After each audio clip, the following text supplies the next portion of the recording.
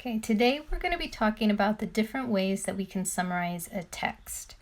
The EQs that we're going to be looking at are how can I summarize a text, and what are the differences between a summary, a central idea, and a theme. So the first way we can summarize a text is through the strategy you guys have probably been using and practicing since you were even in school, a summary.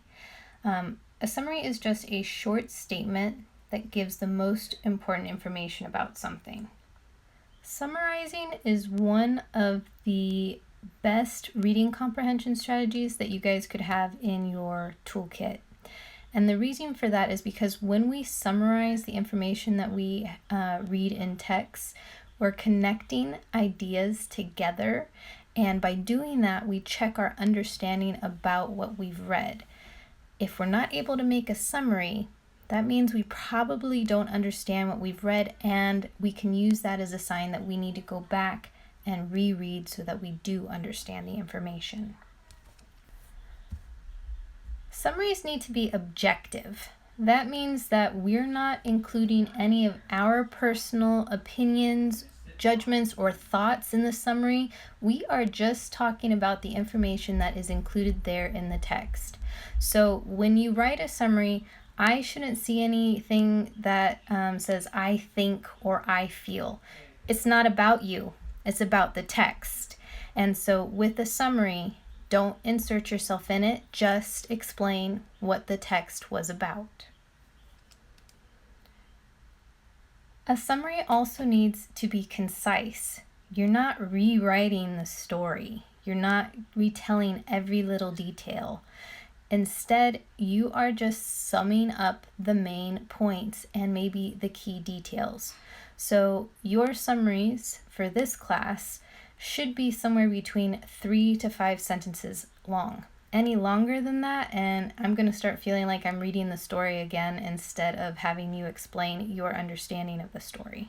So there's a strategy we can use to help us make objective, concise summaries.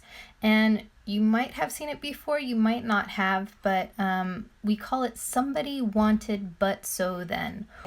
I'm going to walk you through how to use this strategy using the dot. So the somebody refers to who the main character is. The main character of the dot is Vashti, so she's my somebody in my somebody wanted but so then summary. So the wanted is what that main character is trying to accomplish, or what it is they're after. So Vashti wanted to be good at or better at art. The but is the problem in the story or the text. So Vashti wanted to be better at art, but she didn't think she could be. And that's the problem we see her overcoming in the story. The so is what that main character does to overcome their problem. She doesn't think she can be a great artist, so she starts experimenting with different kinds of dots. And the then is how the story ends once the character has solved their problem. So then she developed a growth mindset and she became an artist. That's how our story ends. Once you've done this somebody wanted but so then kind of outline, then you can turn it into a paragraph. I'm going to write the paragraph out right now, but you guys do not have to copy the paragraph into your notes. I just want you to be able to see how I turn what I have there in my little mini organizer that I've created into a paragraph. So I took my little somebody wanted but so then graphic organizer that I made really quick, and I turned it into a paragraph to get a decent summary. In the dot, a little girl named Vashti wanted to be good at art, but didn't think she could be. Her teacher inspired her to start experimenting. As she did, she developed a growth mindset and became an artist. So you guys can see that by using that somebody wanted but so then tool, I was able to write a pretty clear, concise, 3-sentence summary about what happened in the dot. The next way that we can summarize a text is by figuring out what the central idea of the text is. And I like to think of the central idea as a one-sentence summary of the text. That makes it a little bit easier for me because if I've already made a summary, I can just boil down my summary into an even denser little packet of an idea, okay? Something for you guys to keep in mind, central idea and main idea are the same thing. So if you learned the term main idea while you were in elementary school, main idea is the same thing as central idea. In all of the testing that you'll do in middle school, you will see it referred to as the central idea though. So make sure you understand that central idea and main idea are the same thing. And everything in a text, whether it's a nonfiction text or a piece of literature, relates back to that central idea in some way. I'm going to give you an example from the dot.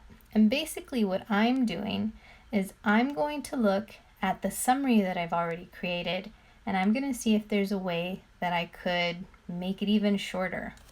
So again, this is my summary. In the dot, a little girl named Vashti wanted to be good at art, but didn't think she could be. Her teacher inspired her to start experimenting. As she did, she developed a growth mindset and became an artist. Looking at that, it looks like I have already made it pretty short and to the point. But for a central idea, I know that it needs to be boiled all the way down to one sentence. So I'm going to go through and figure out what I can get rid of. Maybe there are things that I could summarize in some way. So maybe I keep a little girl and wanted to be good at art but didn't think she could be. That sounds like I could boil that down to a fixed mindset.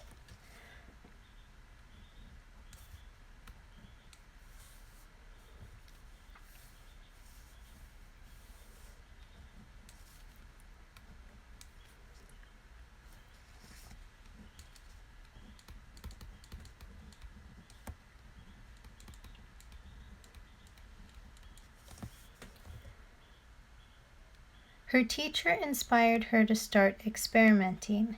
As she did, she developed a growth mindset and became an artist. I think I could talk about her being inspired, and that could naturally lead into this growth mindset. So I think, oh, and I should probably mention that she becomes an artist. So I think those chunks that I've identified in here, I can probably combine those and turn them into a single sentence. So the central idea that I came up with is a little girl with a fixed mindset about art is inspired by her teacher and becomes an artist.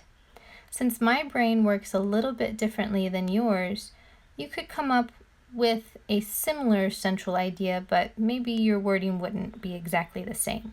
But I think we could all agree that if I'm talking about the dot, that this is the central idea, that there's a little girl who goes from a fixed mindset to a growth mindset and becomes a pretty good artist. And the final way we're going to talk about summarizing a text today is theme. Theme is a life lesson from the text. It feels very similar to a moral that you might find at the end of a fable like the tortoise and the hare. But there's one big difference between a theme and a moral. So one thing to understand about theme is that it is infused throughout a story. That means it's baked in essentially. And so there's several different things that we can look at to help figure out what the theme of a story is. First, we could look at the characters in the story. What are they learning? How do they change and grow? Why are they making the choices that they're making? We can also look at the story's plot. Why are certain events in the story happening? Why are they happening the way that they're happening? And we could also look at the story's setting to help develop some idea of what the theme is. How's the environment of the story affecting the characters and plot? Something to keep in mind is that a text can have more than one theme. Usually an author will have one kind of central theme that their story is revolving around, but there might be smaller life lessons included in a text as well. The main thing for you to keep in mind as you determine what a theme in a story is that you need evidence to support your thinking. You can't just say, I think the theme is this because that's what I think. You have to say, I think the theme is such and such because I saw this in the text, which led me to believe this. So here are some example themes that can be found in a lot of different texts. The thing about theme is that we often see the same theme across multiple different texts. Here are some of the more common ones. Be careful what you wish for. When you get to 8th grade, you're going to get to read a story called The Monkey's Paw, where the family has come across this magical monkey paw that can grant wishes, and the wishes never come without some kind of serious price.